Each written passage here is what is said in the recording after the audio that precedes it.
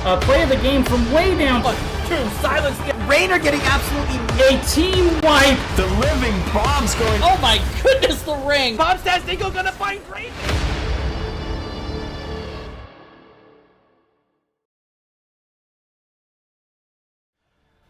Alright, ladies and gentle beans, welcome back to twitch.tv/murderrg. We're ready to go for a second match of tonight, but this time we have a different caster. It's my very good friend, my longtime friend. You might know him as a grand champion, as part of the Season 6 Division C Grand Champion team, Regen Red.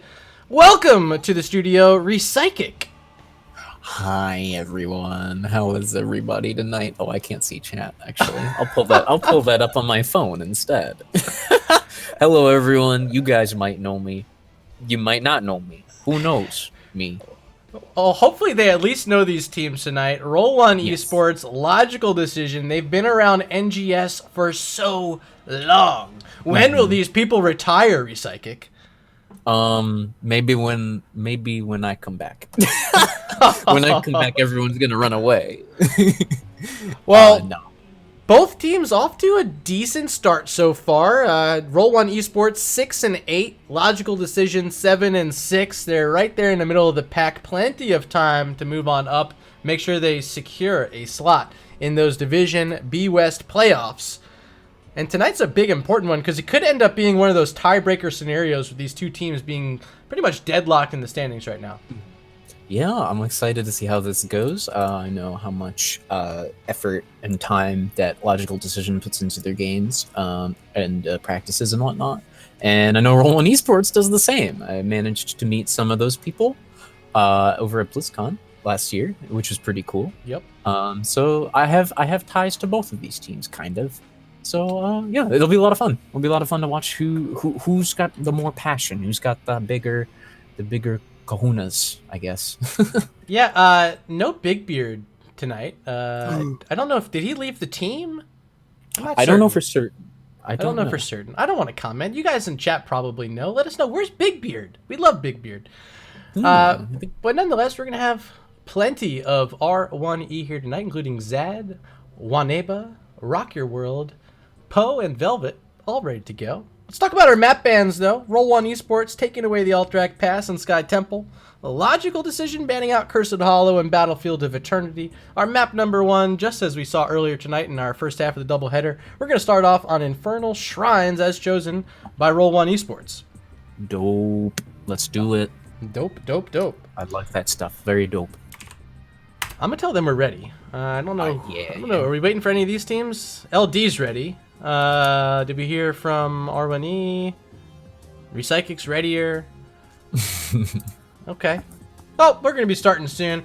If you guys are here in chat, thank you so much for being here. Quick housekeeping, hit the follow button. That's all you got to do. Anywhere you see it, if you're on YouTube, hit it. If you're on Twitch, hit it. If you're watching from your grandmother's account, make sure you hit it from her account too. We need all those follows we can get. We're approaching 1,000. You guys are great. If we make it there by the end of the season, that's the goal. So I need you guys. You guys here tonight, possibly. Thanks for being here. All right, looks like Roll1Esports is ready. Final ready check? Oh. Sure.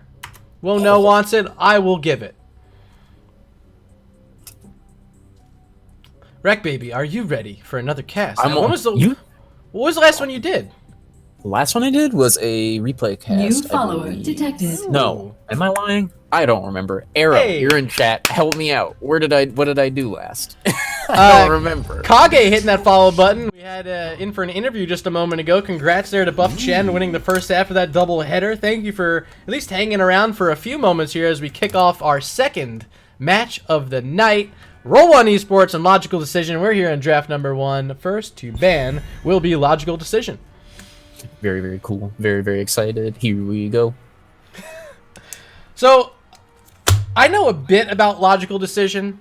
I know a bit about Roll1Esports, but I do not know how these teams have been playing throughout Season 7. Where are their priorities lying?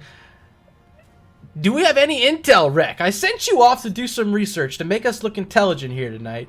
You did, and New I follower definitely detected. didn't read that comment. when you sent it, but I do have the logical decision Discord in my arsenal. Uh-oh. Do you have the secret intel? Somewhat. Like, they think I don't read their chats. Little does everyone know. I read everything. I leave all my notifications on. So I know that they've got some fascinating compositions, and I'm really excited to see everything that they can do. Well, so far, all we've seen them do is a ban on ETC, Roll1Esports responding with a ban on Sylvanas. Neither really too exciting. We saw these bans in our first map tonight. Also, Infernal Shrines. Just pretty meta. Nothing that seems to me they're targeting anything specific. Is there another tank ban here? Then maybe we're starting to look at some target banning up against the tank player for Roll1Esports. Another follow coming in. Thistledew and Acture SK. You guys are amazing. I know that name. I know Thistledew. Oh, Thistledew. Ranger ban. Thistledew. A Jiminy ban. Is that like this will do? Thistledew? Yeah, I guess so. Huh. Interesting. I like it. I like it too much, perhaps. Yeah, and Thistledew for logical decision with the Jimmy ban. I like it. I love it. And a Hoj ban, too. Zhao Hana, the final ban of this top half, which means we're over to logical decision. They're going to get their first pick. Opportunity to grab something like a Diablo here is still available. A Nubrak as well. Couple tanks for options. But there's some power assassins as well, including the Zeratul, which is still being picked. You still have that Greymane, which I think is in the best spot in a long time. Instead, they want the Kel'Thas. They want the Living Bomb. They want all of it. And they're going to take a mage with their first pick. Okay, yeah, why not? I mean, he's got that, the bomb spreads in these tight objective areas. He's got the big old fashioned, not convection, I can't think of it. The flame strike. Flame strike, thank you, not flame burst. That's a Pokemon attack. He's got plenty of ways to deal with these things, so he's a good pick here. Ooh, I like this response. A Nubrak and a very confident Orphea pick by Poe. And I know you have experience playing with an Orphea player, but when you have someone talented behind the sticks on Orphea, it's a lot of damage. It's a lot of targeted damage, a lot of burst potential to combo in with the Nubrak stun, the Crushing Jaws follow-up. That's a nice, solid 1-2 pick for Roll1Esports. Oh yeah, big time. I very much like it. Once again, another pretty cool character to have. Tyrande Diablo. This is a fun one, especially since there's a nice stun follow-up on the Diablo's old flip and stun with the walls. But Tyrande, actually, it's funny. She melts Diablo, dude. Like, it's funny. Like, if he runs in, if he charges in, you can just dump all your cooldowns on him, and he goes down fast. So yeah, they're taking away an option. Speaking of taking away options, Chen, bye-bye. Yeah, I think more notably, Tyrande just being one of those comfort heroes that Wo-No has talked about frequently on Nexus Edge that he loves to play. Yes. I watched those episodes, Wo-No. In fact, I watched the latest one just this morning with Ryokai, which I believe he was here in the chat earlier. Ryo, if you're still out there, say what up. If you're an NGS viewer, make sure you go to the NGS YouTube page. Check out Nexus Edge, because you got two members from that analyst panel here playing tonight with Wo-No and Ziltoid. And they would love if you guys check them out. I know I enjoy it. Hope you guys do as well. Chen banned out by R1E. Stukov banned out by LD. And that's all our bans for tonight in this map. Cool. Anything you think needs to be prioritized here, Rick? Which support? Which support here? So there's a couple of options. If you really wanted to do Alexstrasza, you could, but I think Anduin was going to be my next. I was about to say, I think Anduin's the pick here. I really like it with the Chastise follow-up for the old Nubrak stuns. The Impale and the Burrow, both are easy to follow up on, and then Orphea is just going to go crazy with those too. And Reign of Vengeance on top of that. Oh yeah, they've got plenty of crowd control for our friends over at Logical Decision, but Logical Decision says they want Lunara and Rexxar for the Soul Lane. I like the Lunara pick. It's going to give them a lot more spread damage to add in with Kael'thas. It's also starting to give them some interesting options with maybe something like a Flame Strike. We'll see what Anduin goes into, if it's going to be the Holy Word Salvation, but I just doubt it. You have a Nubrak, you want that Light Bomb.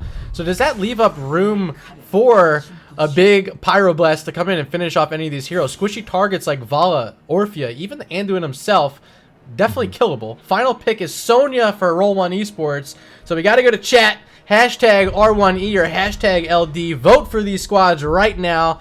Exercise your right to vote, Recychic. Yes, everyone, pick your favorite. Who you think has the better edge here in this draft?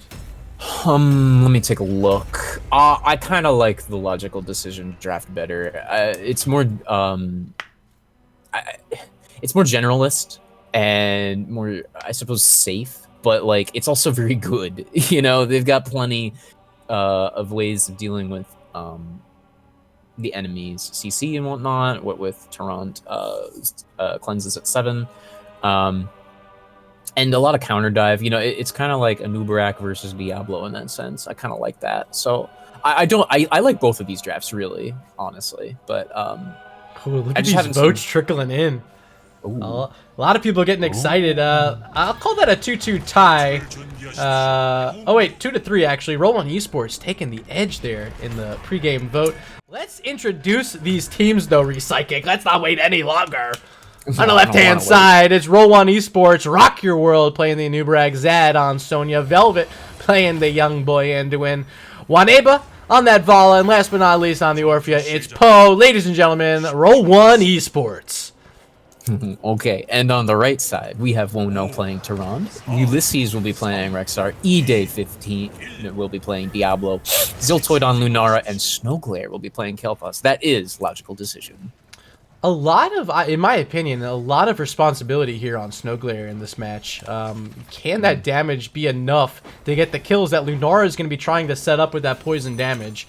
If Kel'Thas can't finish him, not a lot here that we'll be able to outside of a CC chain. Yeah. But we'll see. I think the engagement tools on the side of Roll1Esports are a little bit nicer depending on what the Sonya wants to do. If they go into a leap, I just think it's too much with the light bomb. Like, honestly, way too much. Yeah. Very much potentially there.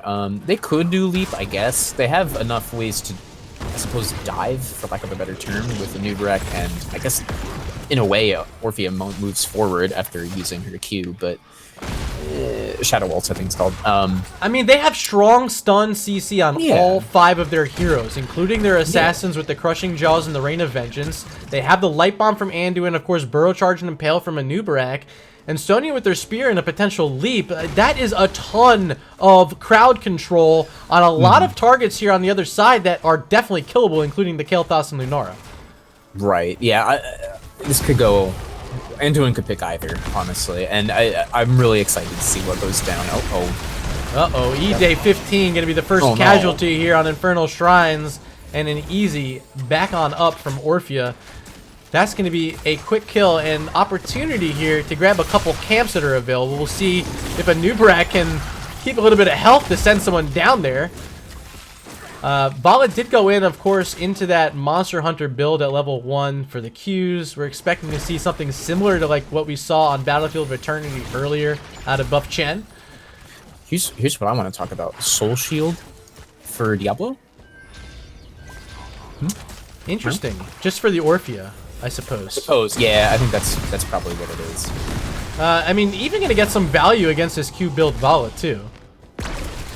Oh, for sure. Yeah, no, I'm just wondering, like, is that a Lightning Breath coming out now instead of an APOC? So that's just something I'm trying to keep in mind. Well, we haven't been able to leave that bottom lane for a little bit. Let's check on in up top where it's Ulysses up against Zad here, who's moved back to this Bruiser camp. So far, neither side getting a huge advantage. Of course, Sonya, without any mana, she can just hang out there and just Fury Smack minions all day. Yep. Looks like we're going to have even Bruiser camps on both sides as Sonya close to completing this. And on the other side, it's Wono capturing the camp for logical decision.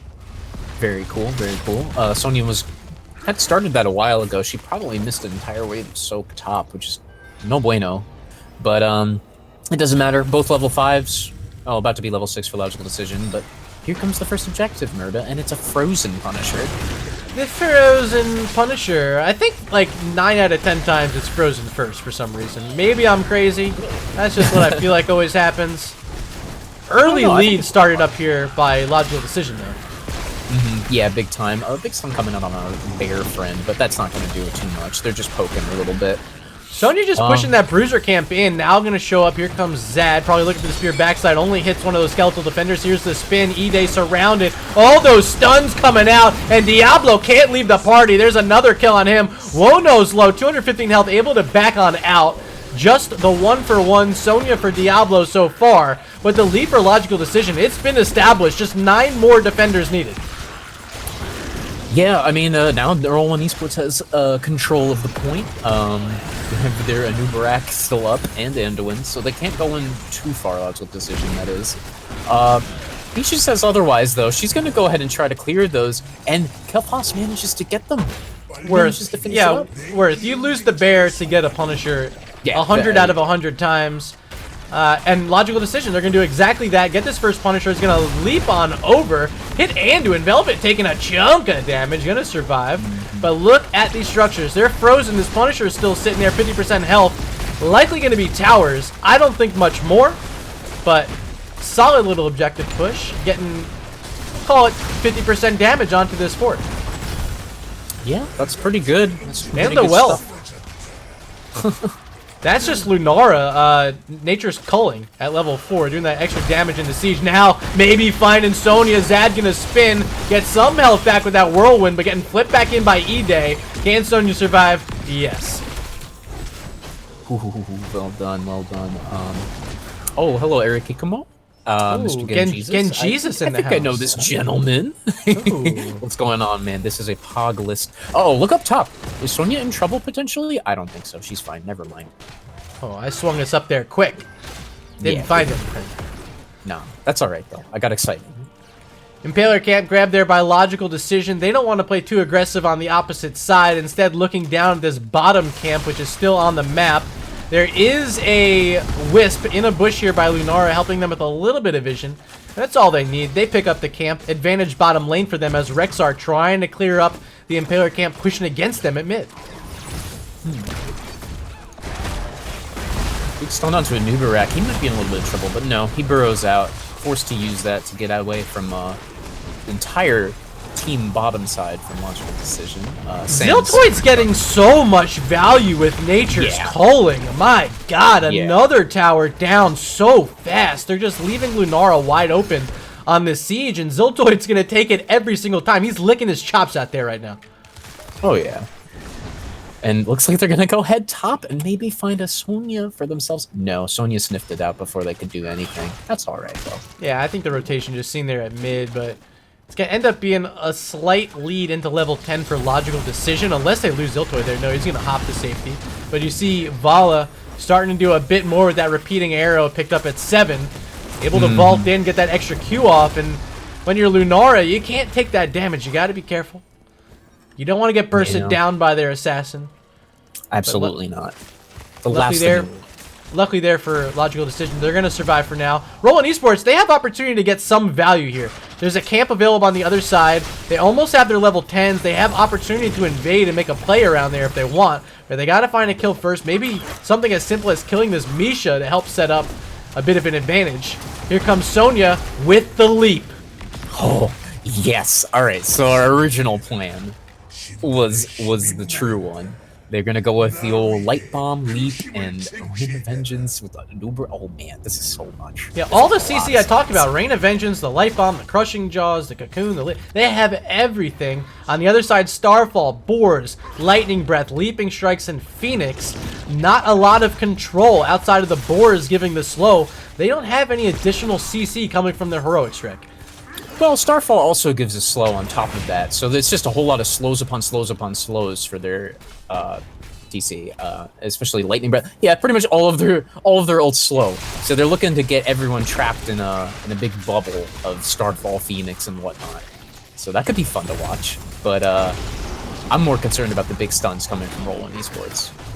Let's see this one break on down. Sonya waiting in the deep flank down bottom, scouted by that Wisp though.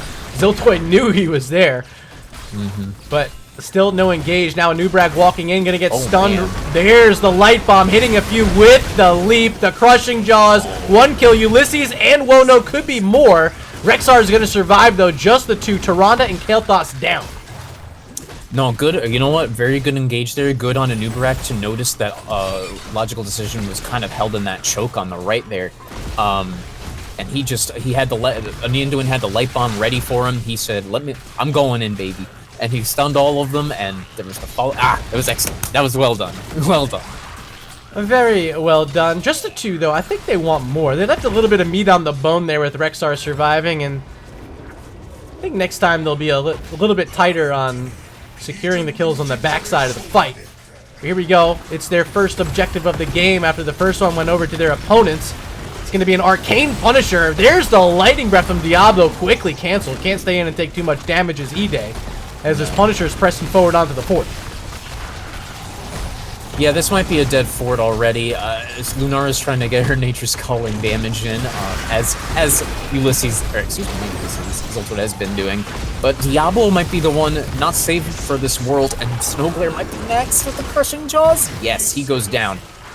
All that time, Tyrande was in the cocoon, not able to provide supporting. So once again, it's Anubarak making the plays on the front of these team fights, as the backline able to follow up successfully. Hitting that Crushing Jaws twice now, twice in a row. Orphea looking good. Orphea looking real good. I think this whole Roll1Esports team is looking good, man. Not to say Logical Decision isn't. I think they just need to reevaluate how it is they want to approach these guys. You know, because they're the ones being pounced on, it seems. So.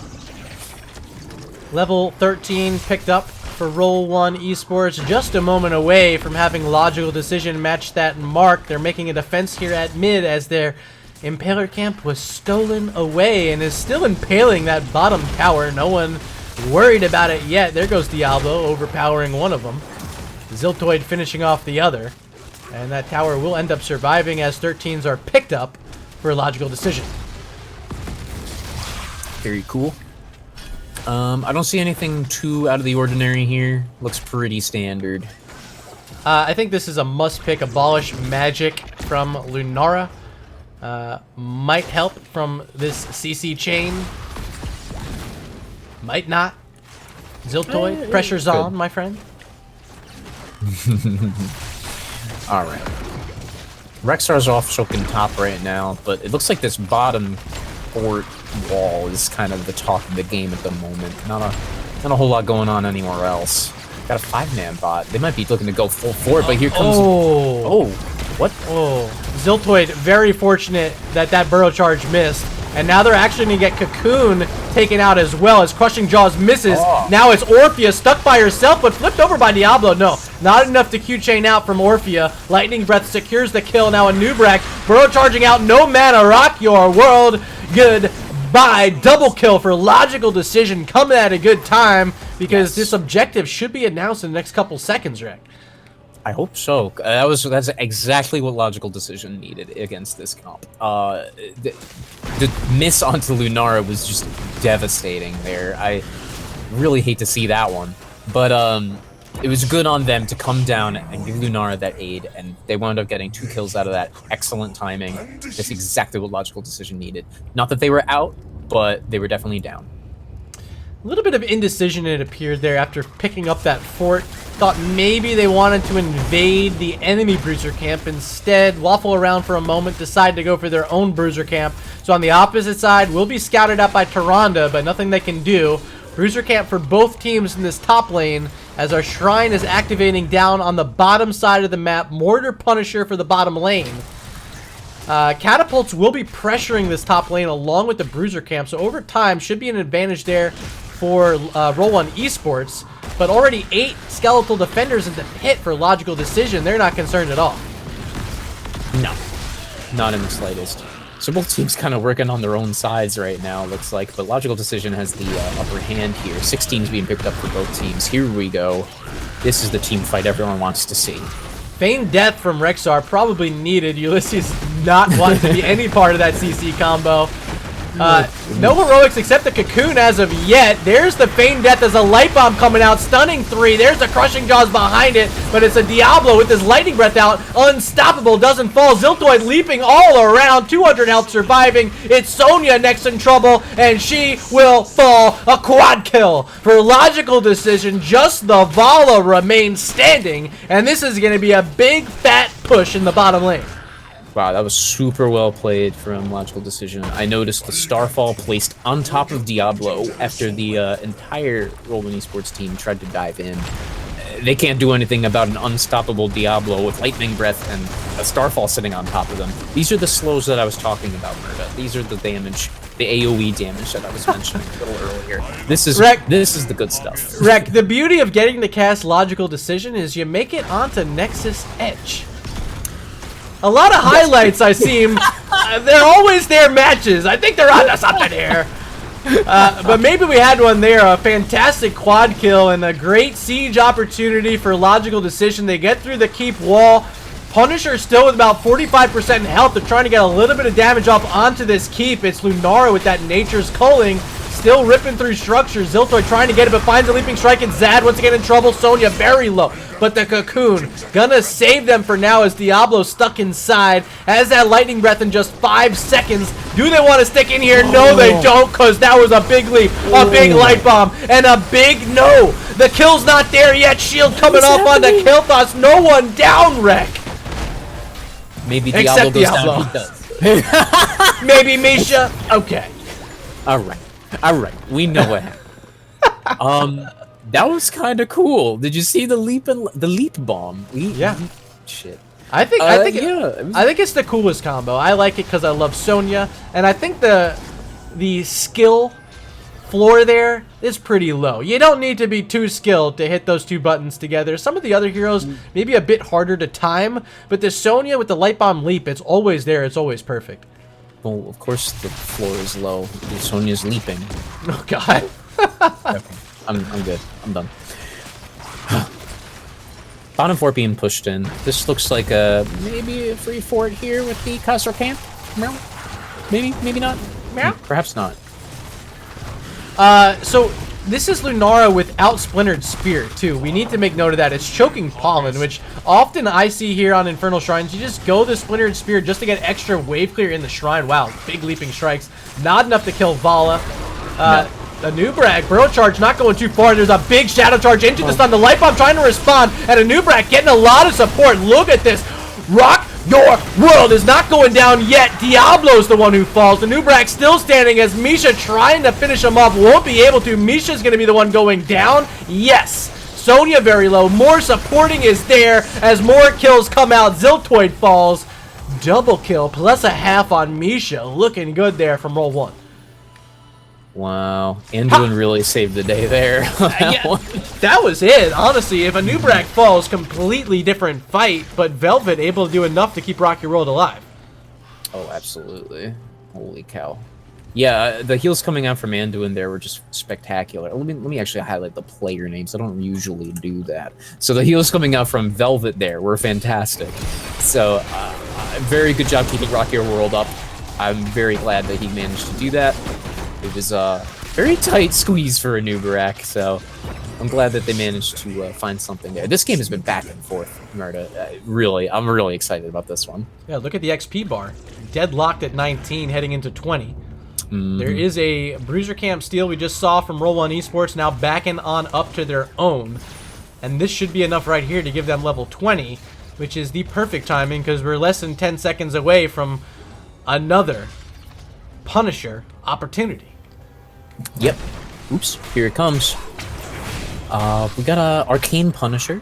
I believe they scale better now. Am I making that up? Or they scale worse? Not sure. I don't remember. It's been too long, guys. I don't play this game anymore. Oh no. Oh no. Oh no. Leaping right back in. There's the light bomb. Zad's still alive, still spinning. Not dead yet is Zad. Oh my god. What is going on here? Bomb spread though. No, not like this bomb spread. Oh.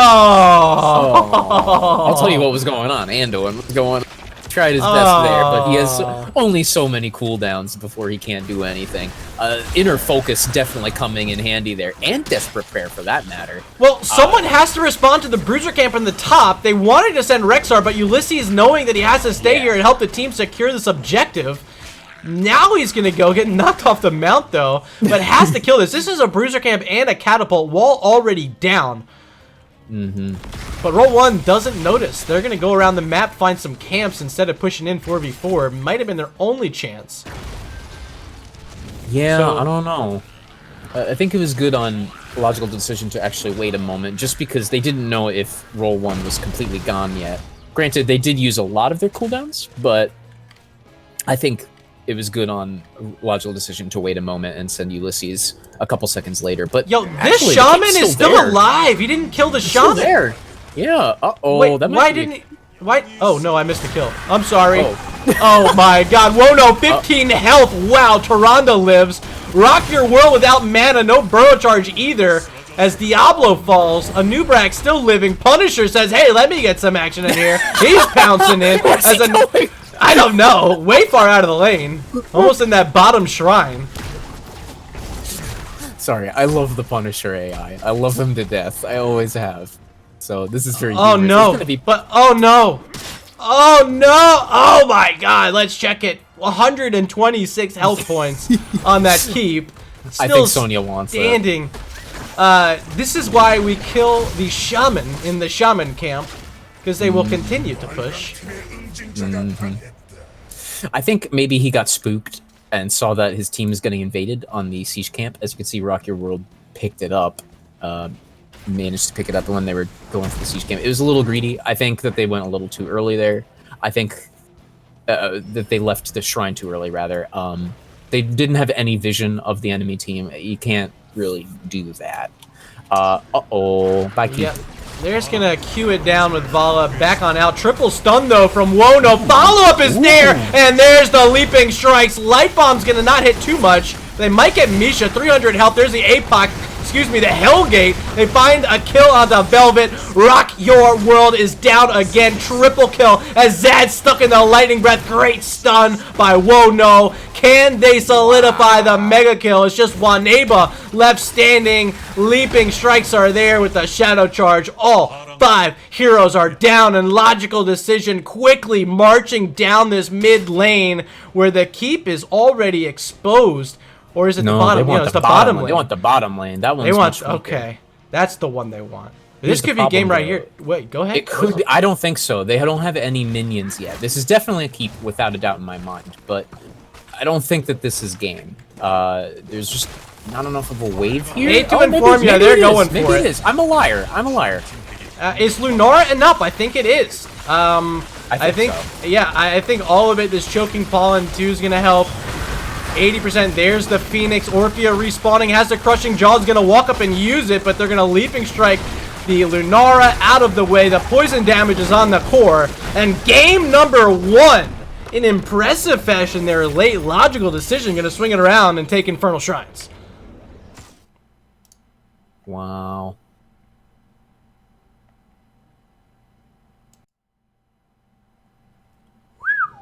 What a game. Let's take a look at our match summary brought to you by Nexus Gaming Series. Holy moly. I don't know where to start because it was even, and it's just a late game mega kill, honestly.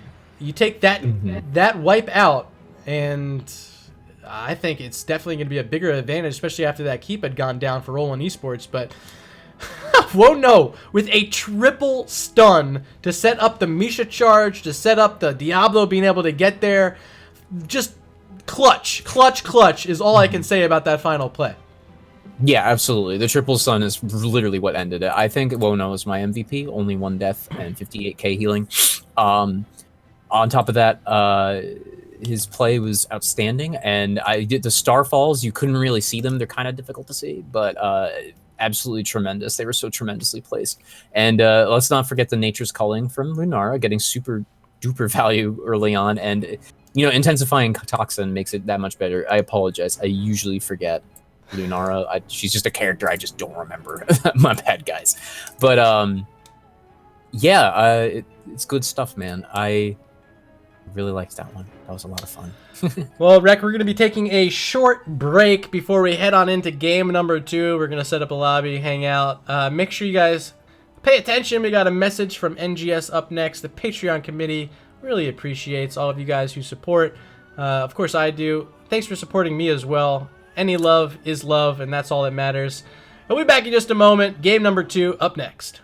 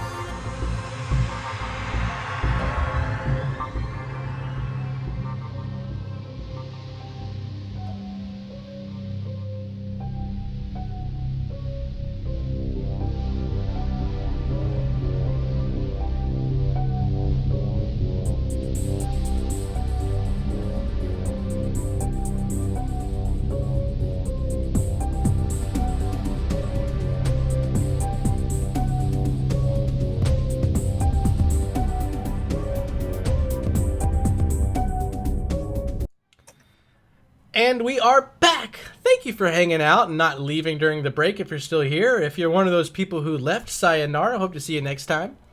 But we have game number 2 up next, and Recychic, you're still here, right? Yeah, I thought about leaving, but I'm good. I changed my mind. Diablo dropped his hot sauce packet. Oh no. I put it back, don't worry. Oh no. Diablo, don't do that, silly dude. It's the Diablo sauce from Taco Bell.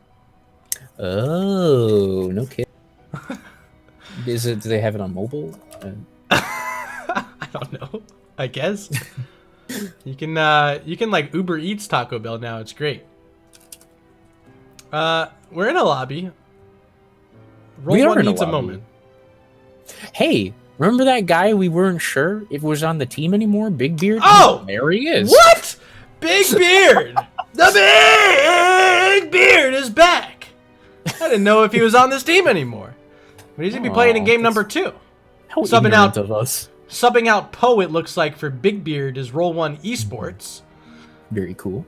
What do you think this does? Let's just talk about mentality as a team. Does it change if you bring in a different player mid-match into the second map? Well, sure, I think so. Think of it as like a substitution in any other sport. We'll take soccer, for example, because you can't sub that many times in this game or soccer. So, yeah, I think it does. Like from game to game, you don't see that too often. Usually it's, oh, our sub is in tonight, and that's that. Oh, except Big Beard just left. So Wait, maybe did we just get baited? Maybe we did. Uh-oh. Big Beard, come back. We were excited. I was excited. Yeah, I was about to go off on a tangent about how substitutions can help or hurt a team. Maybe they're like, wait a minute. Wait a minute. Oh, well. That's all right. We can talk about something else in the meantime. Let's talk about Dragonshire. Oh, Do you like this map? Dragonshire, it will be our map number 2. We haven't been here tonight, which is fun. I like it. I like the map because it brings a different playstyle. You have to be able to play on two sides of the map on Dragonshire. It's a lot of importance on your solo laner, and as a solo lane player myself in the past, I know about how much pressure can be on your shoulders to win that lane. Yes. It's kind of funny because it's like the most important lane and the least important lane at the same time. Like, you don't end there. You don't want to put your dragon there. But also, it's really important that you win that lane. So it's like the most important and the least important. Exact same time. That's how I like to describe it. Yep, and it's going to be on the shoulders of these solo lane players. Ulysses there in game number 1. And it was Zad, I believe, on the other side. Who played our Sonya? That was Zad, right? Yeah. Yeah. So Ulysses and Zad, a lot of work to do here to win Dragonshire for their team here. Sonya against the Rexar game 1. I think maybe the edge went to Sonya, honestly. He got more value in the team fights, at least.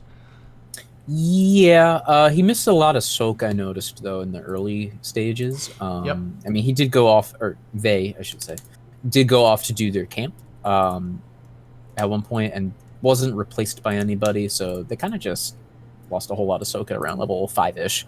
So that's more on the player than the character, I suppose. But I don't know. In my mind, I feel... I don't know too much about solo laners, so I feel like Sonya should lose that just because of the bear stun while she's using her spin attack. Certainly can be tough to keep your spin going when you're Sonya against the Misha. Right, but I don't know. I legitimately don't know that matchup. I wouldn't be surprised if we see the Rexar again. I think I would be surprised if we see the Sonya again. I think we're going to get a bit of a change up here. Game 1, they banned out a Chen, and I wonder if is that to worry about Ulysses grabbing the Chen, or is that just they're confident that the hero's in a good spot right now? Maybe they want the Chen for themselves. And I think Chen can be one of those heroes that's going to win a lot of those matchups in the top lane. There's a few others. I think the Imperius has some really fantastic matchups as well, including into that Rexar. Getting a DM from Ulysses. Let me check in.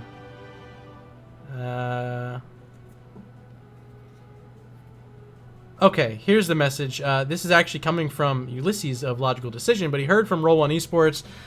Beard was scheduled to play, and then when he got home, had to deal with some IRL stuff. So they're trying to get Poe back in, but he just joined a quick match and is stuck in a loop. Oh, dear. Okay. I think they have, 15 minutes? Is that still a thing? 15 minutes. You know, these are veteran teams. I don't think we're going to really hear too many complaints if it goes past the 15 minutes. I'm certainly in no rush. I don't think you're in a rush. I'm not really, no. No concerns from us as casters, but we are going to go to a short break. I'm going to put up an away screen, and I will check back in a few moments or as soon as we have a match ready to go. Thanks for being here. Thanks for watching NGS. We'll be back in just a moment.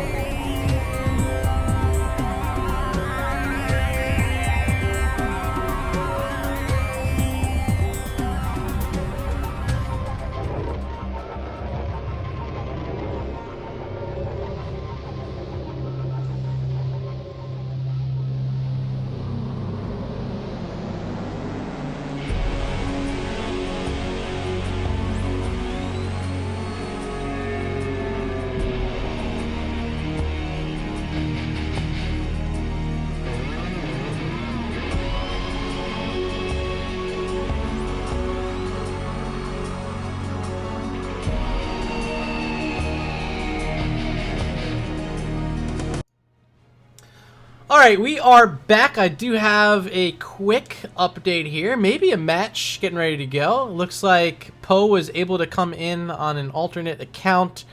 I don't think either captain's going to have a grievance with this, so we might be able to continue our match here.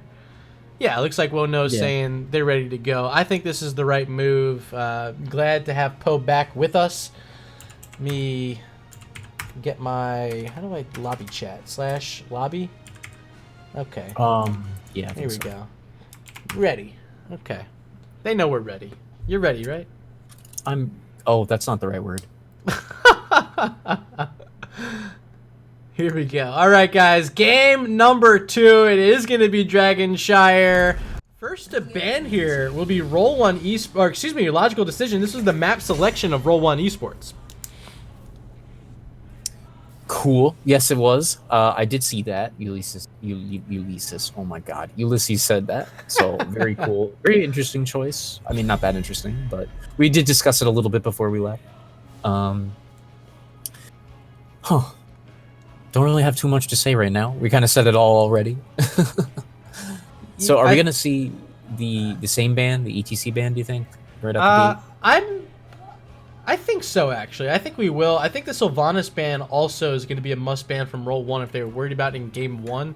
Got to be worried about it in Game 2. It's one of Ziltoid's favorite heroes right now. It's very strong pushing with the objective here on Dragonshire. And can do a lot of damage on the front line of Nubarak we saw in Game number 1. Something like a Sylvanas is not what you want to be fighting against. Logical Decision will keep that ETC ban, and as I said, I am expecting Sylvanas here as well from Roll1. Yeah, I mean, I don't like Sylvanas. Okay. That's not the same hero. Listen, like, Zagara wins a lot of matchups, if I'm not mistaken. A lot. The only thing is, you know, just. Yeah, it's just Okay. yeah, it's Zagara. She doesn't bring a ton to team fights. I think that's always everyone's biggest complaint. In the right situation, it can work out, of course, but it's not the same sort of burst damage you're going to get out of 90% of the other assassins in the pool. Second ban here from Logical Decision, it's Tyrande, who was maybe that MVP play at the end of the game from Wono, the difference maker in that victory for Logical Decision. Oh yeah, if that wasn't MVP, it was at least play of the game. So, I just played that again recently. Like, I haven't played Overwatch. Ooh, you play Overwatch? Not since last February, my man. Like, we might have to hop on soon. Maybe. Because I play about the same amount as you. Never. Diablo banned out. That's a sad red boy. That means Sylvanas available, but it's Chen first pick by Ulysses. You were right. We talked about the importance of the top lane, and I said Chen being one of those heroes that's very dominant. They get the Chen. They're going to give up the Kael'thas here to Poe. But that Sylvanas still on the board, and I think Ziltoid going to grab that here next too. Why not? There it is. Yeah, no. I think you did more research than I did. What is this? Hey, you know, I catch a couple games, okay? Couple games. All right. Chen, Sylvanas, Johanna, some good pieces here for Logical Decision. I do like the Kael'thas and the Nubarak on the other side, but I think it's just a power hero in a power player's hands. Ziltoid's gonna have a field day out there. I think he's very excited for this match. Oh, definitely. No Jaina though. No Jaina. That's gonna hurt the wave. Well, the wave clear choices. I should say. But Greymane's still out there, right? Yeah, Greymane's still there. Greymane made it all the way through our first draft. No ban, no pick. That's a surprise because we were on Infernal Shrines. Strong map for him. Dragonshire, I think it's also a pretty good map. I mean, every map is good for him. He's a versatile hero. In fact, I say the most versatile hero in the game is Greymane. Yeah, so he's up there. Just definitely room to be picked, and I'd be surprised if he's not picked. He pairs in so nicely with the Nubarak to be able to dive in with a Dark Flight, follow up on that Burrow Charge. Do they have a player who's confident on the hero right now? Rio says, Murta does better scouting than 90% of NGS. Don't at me. Don't tell Arrow. Okay. Don't tell Arrow. They'll get very upset. Ooh. Oh, this is signaling double support. Or maybe not, because you grab the Lunara great against Uther, because they don't want that counter picked against them if they're going to pick the Uther support. But, man, I don't know if you can go double support, because who plays solo lane? You throw the Lunara up there? Is this maybe an Abathur as the final pick? Do you mean to tell me we might see Abathur? Oh man, show me. Malfurion Junkrat. I just don't know if Uther's enough supporting in this meta. I'll say it. He's not. He's just not. Okay. Junkrat's gonna get so much spread damage. He has the Riptire. Uther's not enough.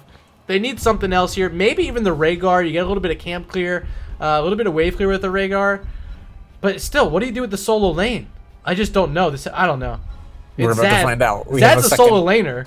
It's Dahaka. Chungo. Okay. Big question mark from Murda on the Uther support. Can Velvet pull it off? You guys in chat have to be the judges on that. Hashtag R1E or hashtag LD. Place your votes. Exercise your right to vote. Rek, what do you think, man? Hey, man. I wanted the Abathur, and I'm a little disappointed. I think it had to be the Abathur, but how do you win the top lane? Like, you still have to put Lunara up there to deal with it. Yeah. This is gonna be rough. I do like the Dahaka into the Chen. I think he has a decent matchup there. Definitely will be able to use the brush stock to get around this map, help out his team, give them those advantageous 5v4 fights in the bottom lane. Right. But again, a lot on the top lane matchup. We're going to be tuning into that top lane as much as we can to watch Chen and Dahaka battle on Dragon Shire. Here we are loaded in to game number 2. Let me introduce the team on the left-hand side once again. We got Roll1Esports. Poe going to play the Kael'thas. Velvet on the Uther. Rock Your World on a Nubarak. That's Swaneba playing the Lunara. And Zad, last but not least, on the Dinosaur. Ladies and gentlemen, Roll1Esports. And introducing Logical Decision. Wona will be playing Malfurion. Snowglare will be playing Junkrat. E-Day15 on Johanna. Zoltoid will be representing Sylvanas. And Ulysses will be playing Chen. Once again, that is Logical Decision. Oh god, I'm so glad you're introducing them because I can't do that. You can, and you're like basically the best voice impressionist I know. Thank you for being here. What do I see so far? This is gonna be Laws of Hope, not the Iron Skin cooldown reduction. A lot of stuns on the other side. I'm surprised that Laws of Hope is the pick here. Huh. I mean, there isn't a whole lot of CC outside of the tongue and the. Excuse me. Actually, I'm a liar. What am I talking about? Yes, there is. Yeah, you got the hammer from Uther. You got the gravity labs from Kael'thas. You got the burrow charge and the impale from Anubarak. Yeah, never mind. And of course the drag from Mr. Dahaka. Yikers on Laws of Hope IMO. Okay, I mean, listen, like. Can it work? Yeah. And that's how I feel about the Uther right now, too. Can it work? Yeah. And he decided to go Hammer of the Lightbringer, too. So he shouldn't have too many mana issues, and he'll be able to use his stun a lot more frequently, but I'm not entirely sure if that's the pick. I don't know.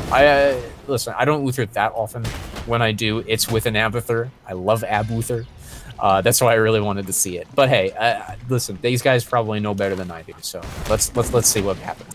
Well, I've been tuned in up top, checking out Chen and Dahaka, and you know, Dahaka, not much of a hero until level 4, can't get too much essence, so Zad's struggling early against a hero like Chen that can be very dominant right from the get-go. Dahaka taking another big chunk. No essence on board, so going to have to use a Hearth and a Brush Stalk to get back here to deal with Ulysses. Yeah, and I kind of like these camps coming up from Logical Decision very quickly, and Roll1Esports slightly behind on them, and once again losing a bit of soap middle. Look at this, 4-3 already, almost an entire level lead. They're catching up quickly though, and Chen's gonna have a little help from Sylvanas against this Dahaka. Dahaka, like you said, can't do too much right now. Looks like top lane has a 2v2 going on, and bottom lane has like three floating around down there. Bottom camp was just cleared up as well.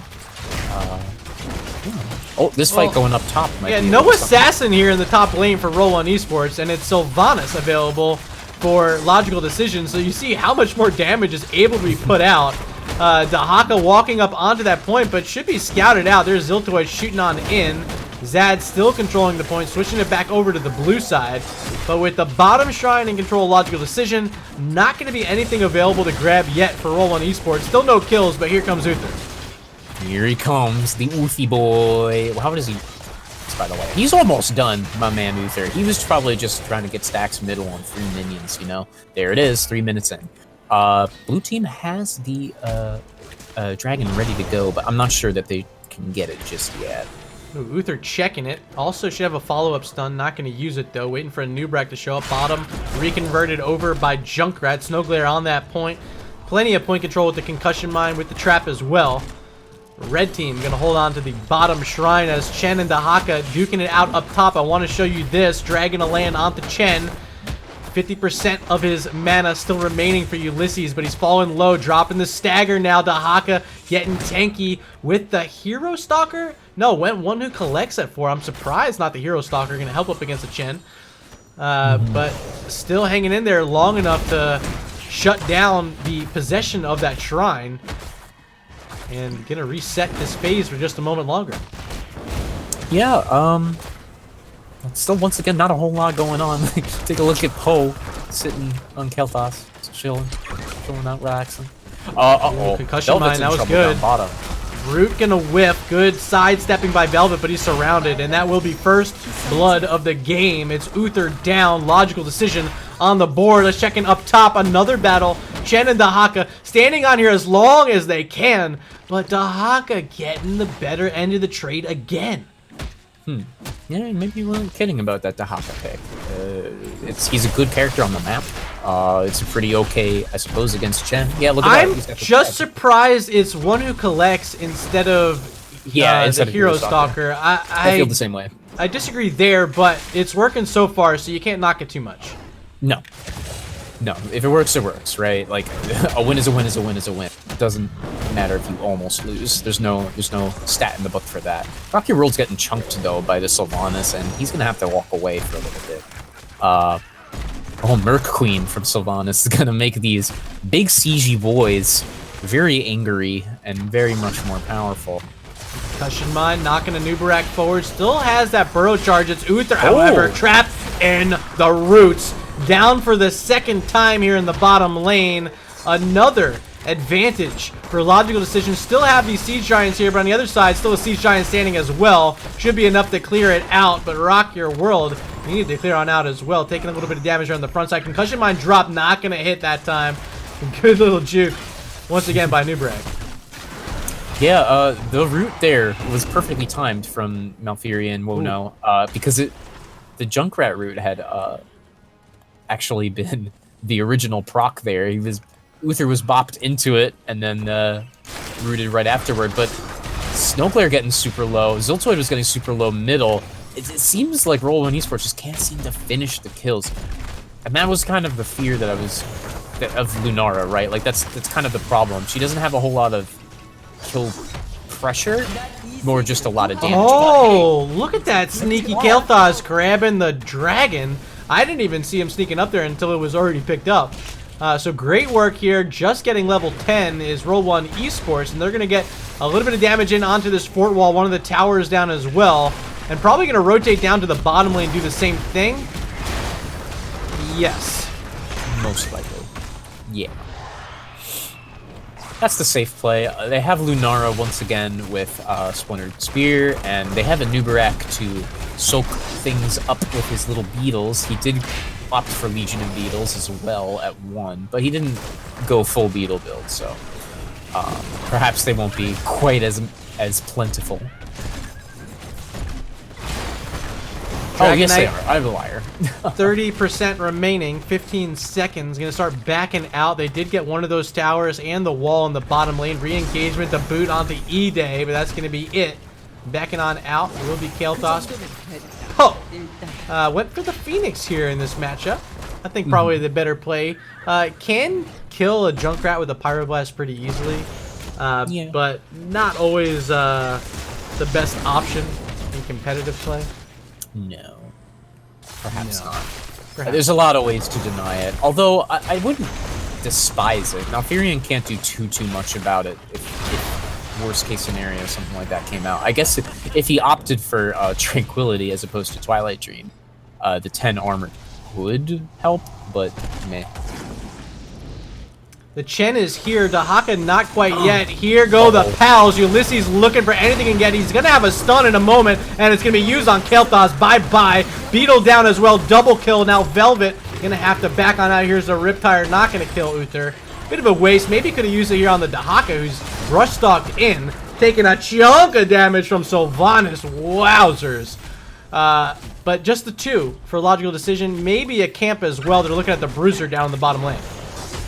Yeah, it looks that way. That's probably the play, especially with Sylvanas and her Merc Queens. I'm a little surprised Roll1Esports doesn't expect this right now, but perhaps they do, and they just want to get some top pressure going.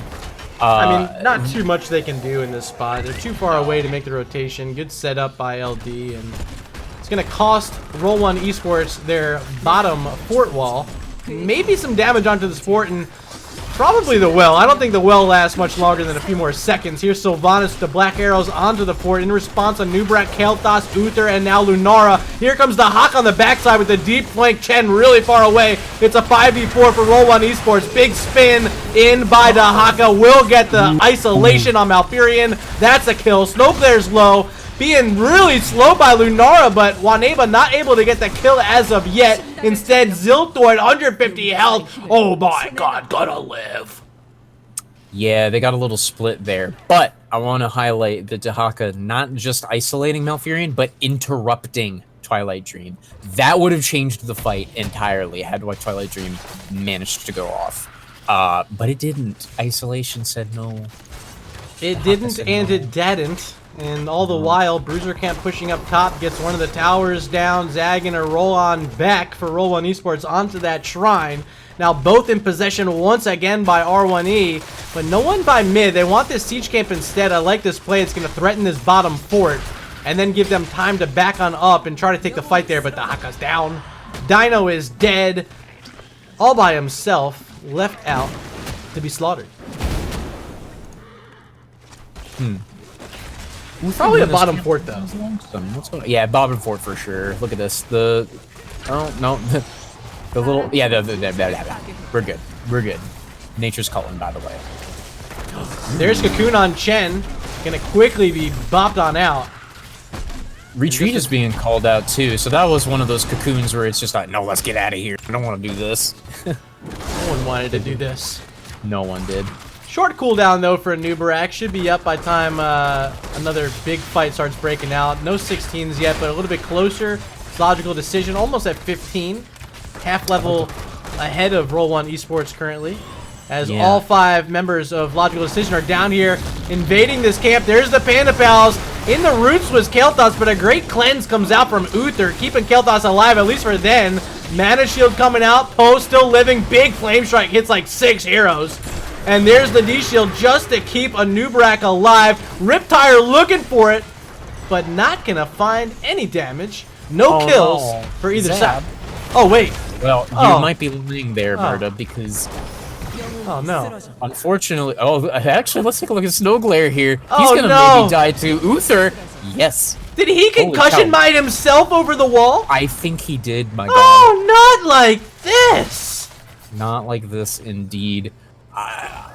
That was a little monka, I'm not gonna lie, because Dahaka had to walk down. He didn't have Rush Stalker available. I actually decided to highlight him and see if he had it, but he didn't, so he had to walk down, and then all he did was walk into 5 party members. But in the end, Snowglare paid the ultimate price as well. And, oh wait, no, we do have Chen up top grabbing the shrine back for Logical Decision. So won't be able to be picked up until Junkrat is respawned. He does have Ripper Air at 13, so getting back from base should be no problem. Actually, there it is. Okay, Ripper Air. Snowglare and hopping around. That's what I wanted to see. Oh boy. Zad making the move back on up to the top as Chen leaving that top lane. So both sides will be for Roll1Esports as Poe nearby the shrine. set up in the bush as well as a Nubrak. It's just Chen here in defense. This is going to be another Dragon Knight for Kael'thas, so no way they're defending that. There it is. Dragon Knight number 2, but not before they lose a Nubrak and some free damage here on the DK as well. Already getting sent to 60% before approaching anything 50% even. Wow. Yeah. Look at this. They're like, what? You have the Dragon Knight? We forgot. And we're going to push like anyway. 7 characters. The end of pals. Dehaka might be in a bit of trouble up top. He's kind of all by himself. Oh, Lunara too. Oh no. Hearthing. Very risky Hearth. Oh my god, really can he risky get boy? there? No! No Moonfire was ready. You hate to see it. 2 kills against their own objective push. Roll1Esports moving backwards here with the Dragon Knight as Logical Decision making some heroic defenses here. Just as they did in game 1, finding some good fights at good times. Maybe can get some damage here on Dehaka, but the rest of the team still dealing with the Dragon Knight at mid. Yes. This game is getting very, very silly. 8-2 the current kill count, 4 in the hands of Ziltoid on that Sylvanas. We also have 3 in the hands of Snowglare on Junkrat. Logical Decision looking good and maybe looking for a bit more here in the bottom lane where just Uther and a Nubrak staying in defense of this fort. Yeah, 4v3 here. Oh, no, just kidding. 3v3 now with the Cocoon going out. Keep playing. They want Syl. No, they want Malfurion. He's been isolated. He doesn't have anything going for him. Chen goes down to Lunara middle, I think? D-Shield. Oh my god, keeping a Nubrak alive. That silence only hits the hockey. He's going to have some essence. He's getting it all back. Uther as well with some shielding. Here's the Riptire. Can they finish off a Nubrak? Burrow Charge not going to get him over the wall, but not going to kill him either. Roots whipping on Poe. And that's a successful little disengage by Roll1Esports. Yeah. Well done, once again, by Roll1Esports. This game is just wild. It's like they're winning the team fights, they're winning everything, and yet Logical Decision is pushing in harder. Like, this is crazy. Roll1 committing to the 3-lane soak, and Logical Decision committing to pushing down forts at every opportunity they get. And I think that's what both these teams need to be doing. Neither side with like a huge advantage either way. It's just the bottom fort on each side that's currently down. Mid fort threatened here against Roll1Esports. I think Logical Decision can rotate up on that if they want, but for now they have a siege camp here. They just stole it away. They want this fight in the bottom lane. Less Shield's still available with that follow-up arrow from Sylvanas, but they don't rip it in time, and the Nubrak's able to walk behind this wall. No questions asked. Wow, this is getting crazy, especially since Sylvanas is going to start to shut down this bottom fort wall, rather. And Heroic's coming back for everybody, it looks like, except for Blessed Shield. That's the only thing down, and it looks like they want to disengage. The Logical Decision, that is. Might as well. So LD going to send it over to their own siege camp this time. Still a Bruiser camp available on all 3 corners. Roll1 going to work on theirs first. Still that one in the bottom lane available as well. Looks like that's where Logical Decision wants to go. Big Ripper Air from Snowglare going to check it with some of those grenades as well. No one's here. So E-Day going to lead the troops on in for the Bruiser camp. But I think maybe this will be sniffed out by Lunara if they can get a Wisp in there. Yeah, Too but late, this is though. worth it. Yeah. Actually, Roll1Esports is kind of far up. They might be getting called out here if they're not careful. Nope. Kael'thas says no. Gets this done onto a Chen. And a little spray. A little pleb spray, no less. Pleb Poverty spray. A poverty. I like calling it the poverty spray, personally. There's a root, hits a Nubrak, no concussion mine follow-up that time from Junkrat, so a Noob's going to be safe. Still black arrows available for Sylvanas once again, this time enough to get through 2 of those towers, but up top, Dehaka pushing with the Bruiser camp. Finds a fort, might find more, but here's the Panda Pals, here's the Riptire, there's the D-Shield, and it looks like Kael'thas is going to live. Poe still alive on the backside of Ulysses. 3 of those Pandas taking huge chunks from the bomb spread of Kael'thas. Popped right on out, and there's E-Day. Gonna fall. Johanna's down. Here's a Burrow Charge in, trying to find more. Ulysses surrounded. Chen with the stagger out. Will it keep him up? No, it won't. Chen down as well. A double kill while the objective's active. while this Bruiser Camp's pushing up top, it's looking good for Roll1Esports. I want to highlight Dahaka there. I really want to highlight his play there. Yes, he was pushing in top the whole time, but Zad had his Brush Stalker ready to roll. He Brush Stalked behind the Junkrat, who was using the Rip Tire, and managed to get an interrupt using the drag. That, honestly, I think won them the team fight. Just that stun alone. Because I think that would have been a big blow up, big boom, big damage. But Junkrat couldn't pull it off. He got stunned. And mind blown. Mind blown as well. This could be the first keep of the game. There's a concussion mine. A Nubrak booped over the wall. Has Burrow Charge, will be safe. As the wall is down, the roots were out. Didn't lock anything in as well. So pushing in now, trying to get the first keep with a very healthy Dragon Knight is Roll1Esports. This could be more, but here's the Riptire going to try to dissuade them from pushing any further in. Dahaka stuck all the way out there. Here's a Nubrak for the defense. Great silence, and the bug is down. The Dino could be next. There's a Bless Shield, but gets the D Shield.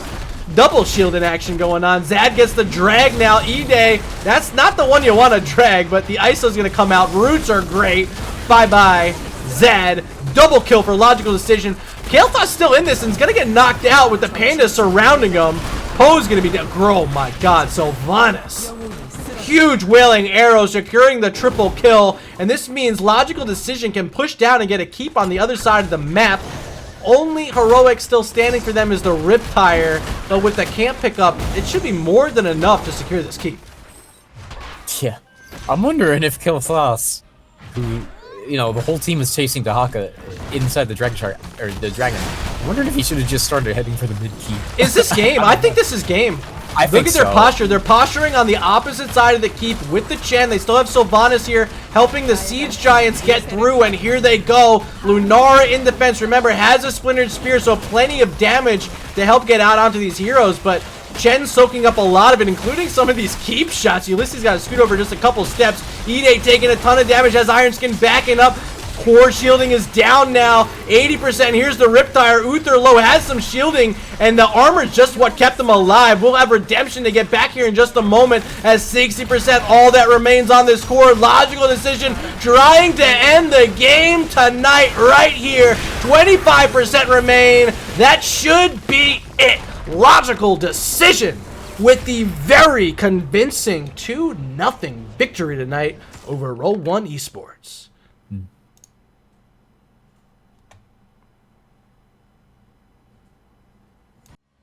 Game 2 thoughts, Rek. What do you think, man? Game 2 thoughts?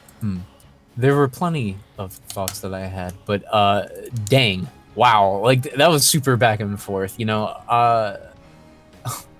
I'm really glad that Roll1Esports managed to keep their heads. They looked pretty convincing, especially in the top lane, mostly. The play coming from Dahaka was pretty cool, actually, especially in that one team fight where I kind of freaked out a moment there. But but in the end, Logical Decision kept their cool and managed to win it all. So I mean, for me, honestly, it was another late game play by the captain there. Wono hits that Twilight Dream to secure that triple kill at the end. You saw that's all they needed to go in with the siege camp. All the damage coming out from Sylvanas. Just GG clutch performances at the end of both of those by Wono. And I think you guys in chat would love to hear from him. So I'm going to reach out, try to get us an interview. You know, anyone from LD would be great. That was such a fantastic set.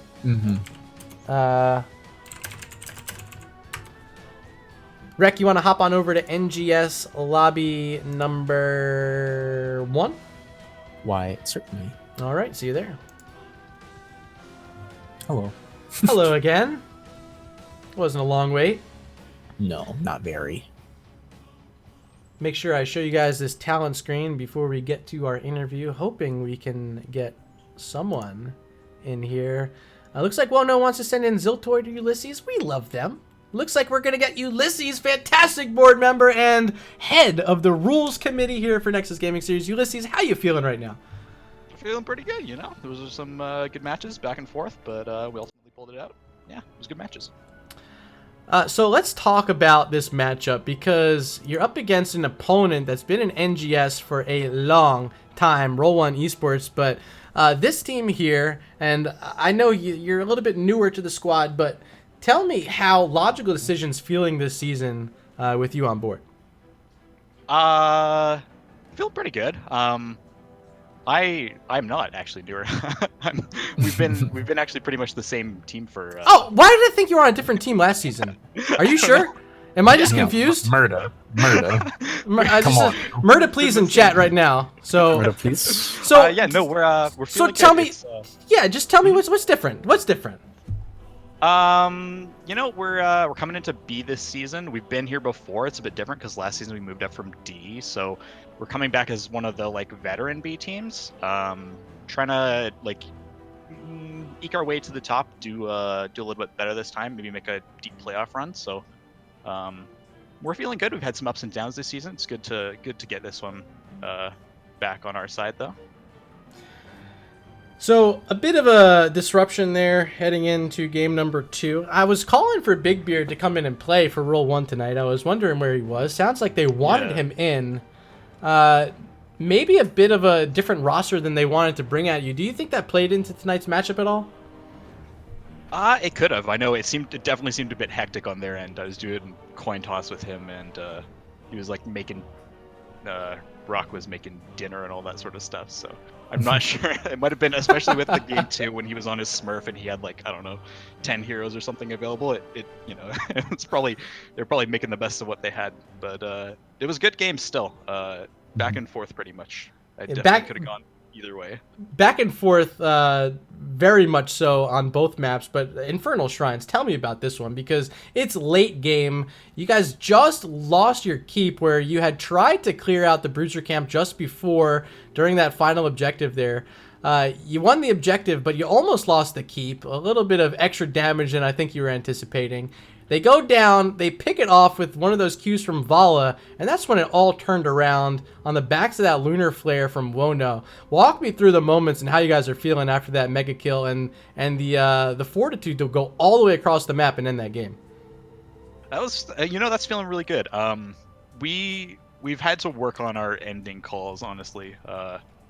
It's solid sort of progress, but after reading Veggie's article about ending, it's been sort of like, if we know we can end, we gotta go end. And I even yelled at my team to end. And when they were like chasing the Vala, I didn't want them to chase the Vala. I was actually like mad at them because I left like 5 seconds before any of the other ones. But we killed the Vala and we were able to make it work regardless. So it was good. Definitely an exciting play. There were a few exciting plays in that match. I hope we get to see some of them on Nexus Edge this week. That one actually was just off the back of Ziltoid's call. He just said like, kill them or something like that. Like it was straight up just he said to go on them. We went on them and it worked. I don't know. That match was like really back and forth, honestly. It was. I mean, honestly, both of them were. Like it didn't seem like either team had like the whoa, this is definitely in their favor. Like they can't lose it from here. It was close throughout both matches. We made it to level 21 there in Dragonshire. And let's talk a bit about Dragonshire. You guys brought us to actually no, they brought us to both the maps tonight. You guys had the first pick. How did that play into it, and did you guys feel like Dragonshire might have brought you a little bit of issue there tonight? Honestly, no. Like, Dragonshire is one of our better maps. We take first pick because we're fairly comfortable all around on all the maps, and we like to have, the chance to secure the higher priority heroes, but I know, but Dragonshire, we played it last season, we played it this season. It's kind of, if people want to do some, like, deep scouting, it's in the scouting, so, I'm not giving away too much in regards to secrets here, but I don't know. Dragonshire is something we've been playing for a long time. We're fairly confident on it. They banned the Zagara, which we've run in the past, but it's still a map we're very comfortable on. Recychic has been joining me all night. Of course, a fantastic support player in his own right. I know that Wono's not here, but Rek, can you throw out some compliments for this boy because chat really wants it? Oh, can I throw out compliments? I'm practically crying seeing my little man grow up so much. last season, he was always supporting me when we were playing on Regen Red. He would always say stuff like, "Oh, whoa, good job, Daddy," or something like that. Like, teach me how to do this. And I was always like, "Oh, I'm not doing anything that much better than you." Like, so so no, I'm very proud of him tonight. Honestly, like I literally shouted out that like he kind of won game one, like with that triple stun in the top lane. Like that was just absolutely mind blowing. And then with the big silence in the bottom lane in game two, like that's all it takes, man. It's just one good CZ lockdown, you know, and he managed to do exactly that, and I'm really happy for him. So, and for you guys too. So I don't want to say that Will carries because I don't want to feed his ego, but you know, oh was well, a good player. Okay. Yeah. I understand that. I've been there. So, Ulysses, obviously an opponent you guys know a little bit about. Tonight, you guys got the better end of them, but tell me about this Roll1Esports team and your thoughts on them, because it seemed like tonight you guys had such an even match, and I know there's got to be a lot of respect on both sides. Yeah, so this is a team I know they go a long ways back. We scrimmed them in the preseason. And looking at this match, yeah, you know, I wasn't sure which way it would go. I was hoping it would go this way, and these guys are good guys, so it was honestly just a pleasure to play them. Well, my man, huge congrats tonight. That's a really big pickup with that domination here. Just briefly looking at the standings, I want to check out how this is going to move things around Division B West. And this is going to give you guys 3 more points, moving you... Well, where are you? Logical decision. Oh, first place. Look at you guys go. How does that feel? I mean, that feels good. It doesn't feel like first place. We've really had some back and forth matches this season. Maybe I just have high expectations of us, but I don't know. It's been back and forth. It feels good. But really, ultimately, you know, we're our mind's on the playoffs at this point, because with the position that we're in, we're fairly comfortable. Looking at, you know, at least we probably have like a bottom seed in the playoffs, even if we fail our way through the end of the season. But yeah, you know, we just want all but clinched from here. Yeah, we just want to get as far as we can. Have a good showing to round out the season. Few less matches played by Soak Every Lane. We will give them that credit. Opportunity to pass you and remain even on matches played. But for the time being, we're looking at points. You guys are number 1. Gotta feel good. Yeah, it feels good. Soak's a good squad too. They did pretty well in our match against us. So no nothing taken away from them. They're definitely somebody to watch out for in B West. They have been looking good, but tonight it's about you, and it's about time for your shout-outs. Ulysses, the floor is yours. Hell yeah. All right. Well, first, shout-outs to you guys for casting. That's it's always great to have some great casters on board to showcase the matches. Shout-out to our opponents at Roll1. Always fun to play those guys as well. Good group of guys. And shout-outs to my team.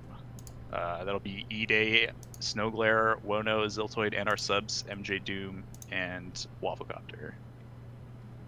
Way to go. Logical decision on top. 2-0 tonight. You just heard from Ulysses, the assistant captain.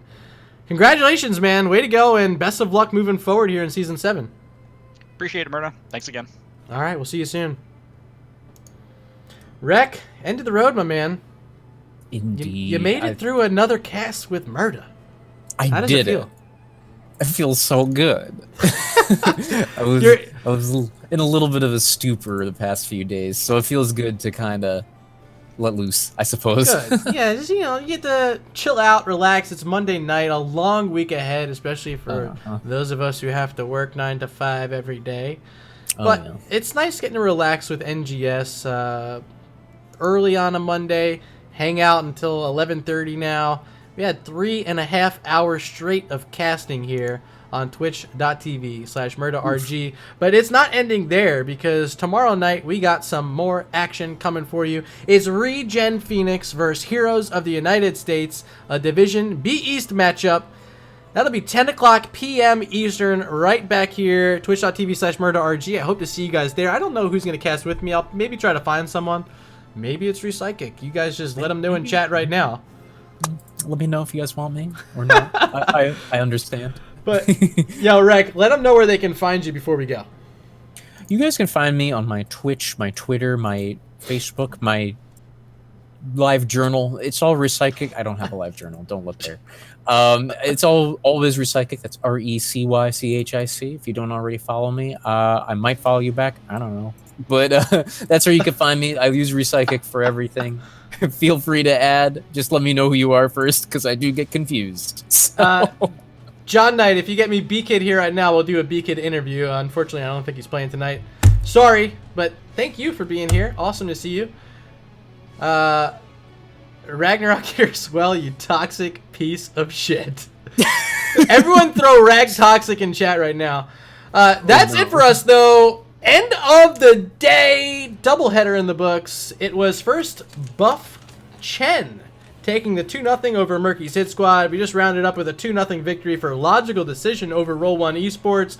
We'll be back tomorrow night. As I said, that Regen Phoenix versus Heroes of the United States match, 10 p.m. Eastern, right back here. Hope to see you. Until then, I'm Murda. I was joined by Recychic. What a great guy, that Recychic guy. Oh. I'll see you guys tomorrow night. Thanks for being here. Love you a long time.